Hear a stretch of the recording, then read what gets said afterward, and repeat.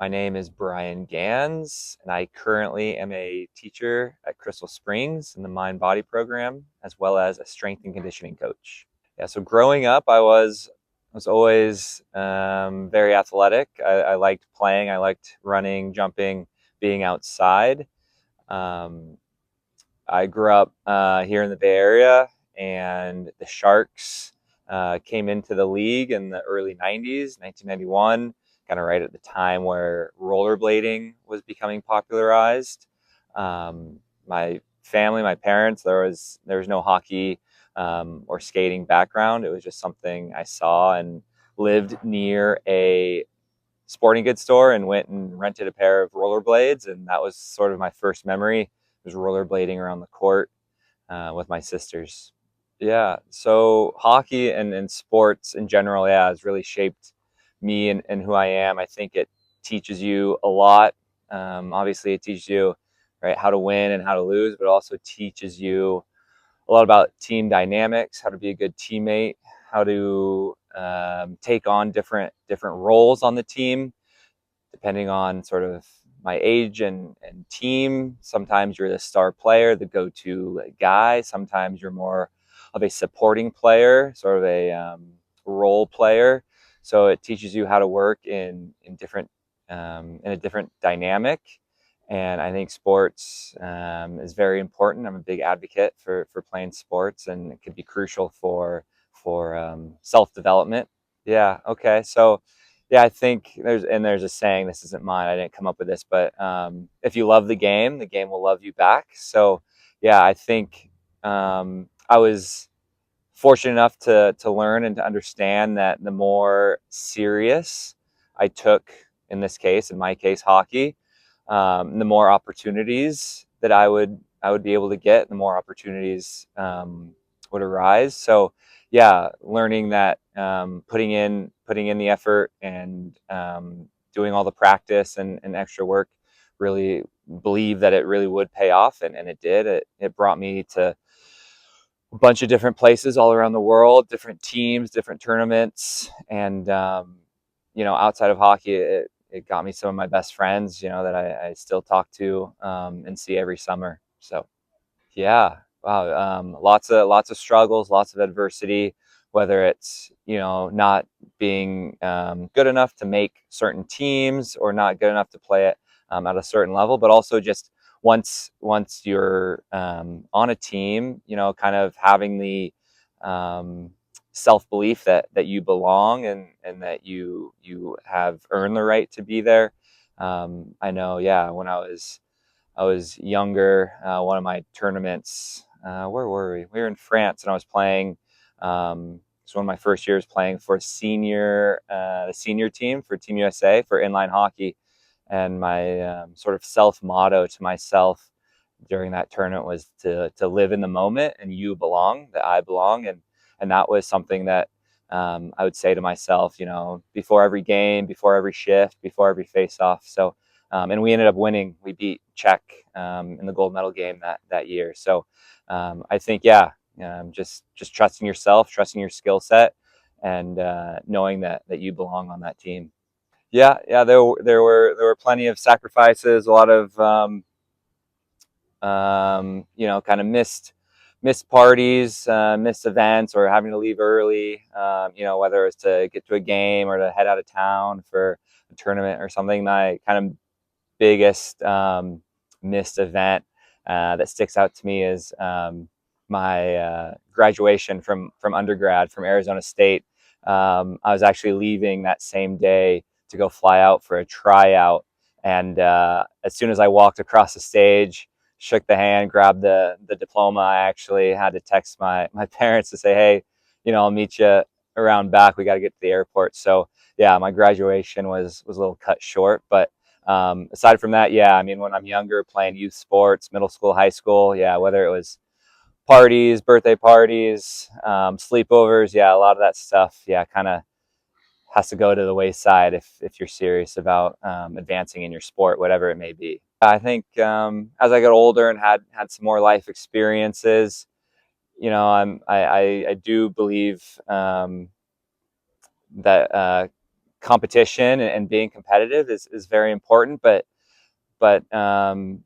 like I said, as I got older and had some more life experiences, you sort of learn or realize that off the rink or after the game, it might not be that serious. So really learning to leave everything out onto the rink or court, field, whatever sport it may be, and don't let it kind of follow you, or don't let it affect you after the game. So a big proponent of staying competitive, staying fierce on the field, but after the whistle, after the final buzzer, kind of leave it at that, wipe it, and go on with your life. So yeah, being respectful on and off the rink, but winning with class, but also losing with class too is huge, and you can relate that to anything in life, right?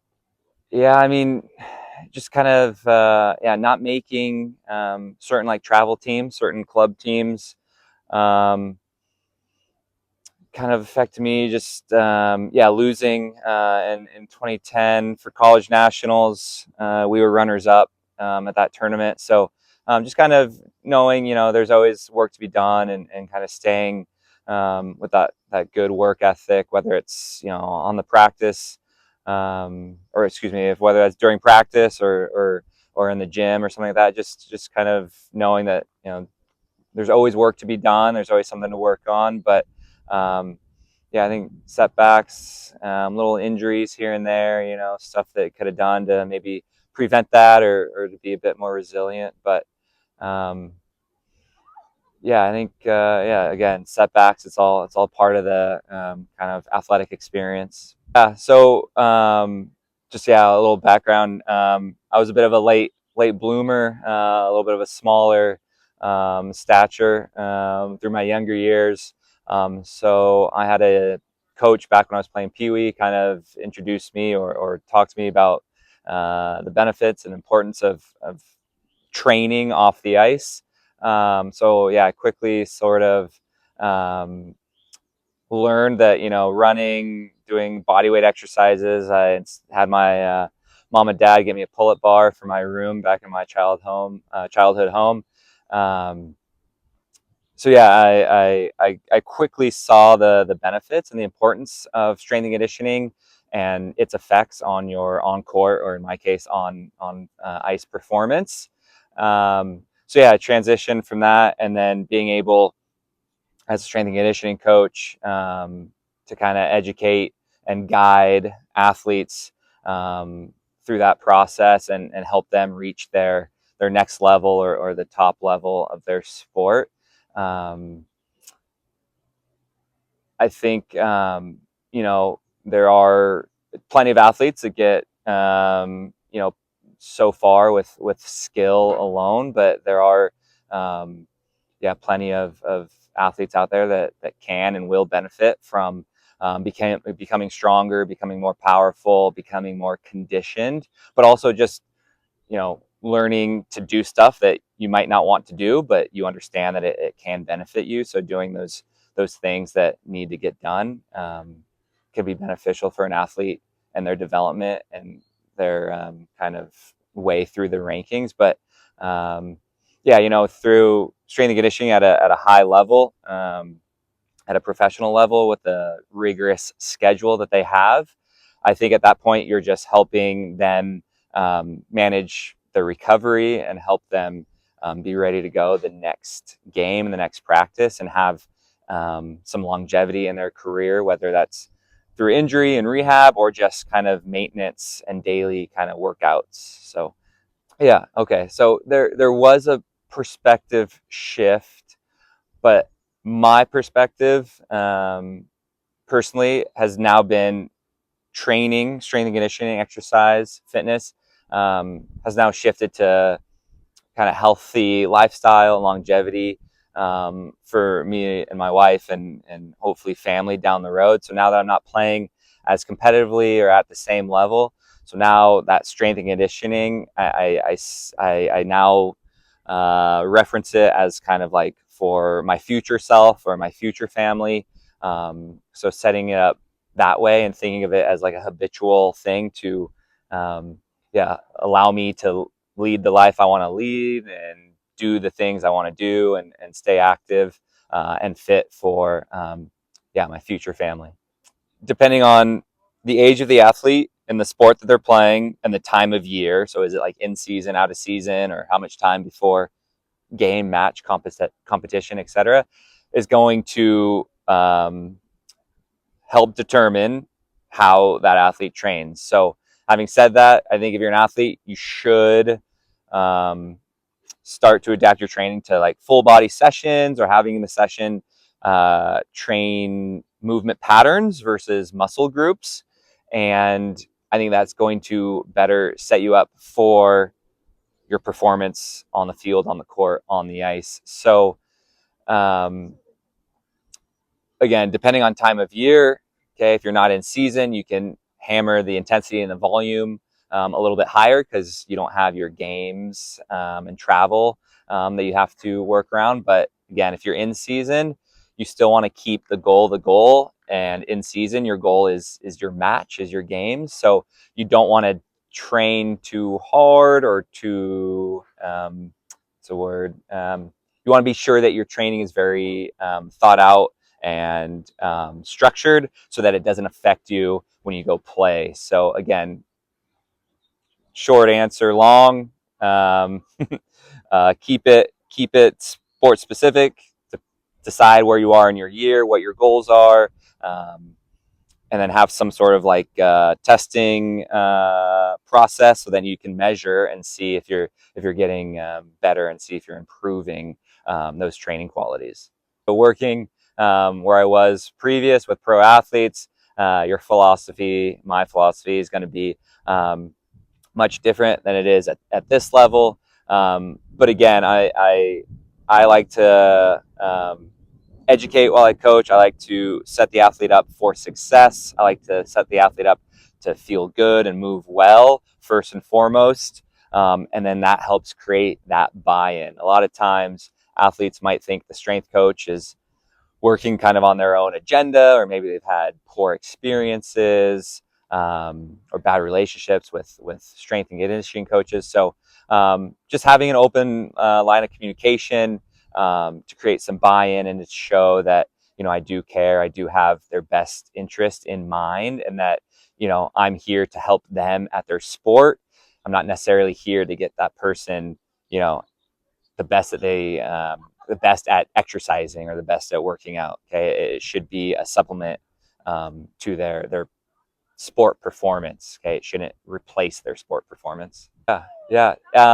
Again, personal experiences, sickness, illnesses that I've experienced personally, but also friends and loved ones. And then I've also seen just firsthand how well it's treated me. I mean, yes, it's hard work. Yes, you got to do it, day in, day out. But I mean, the payoff it speaks for itself. Whether it's looking good, with your buddies out at the beach, or it's running, skating, dribbling past the opponent, and making the game winning play. So I'm a big advocate because I've kind of lived it firsthand. And yes, it's maybe hard to realize or kind of understand that without any maybe adversity, or maybe if you're always on the best team, or you always are the best player on the team. But I think kind of shifting into that lifestyle and training for lifestyle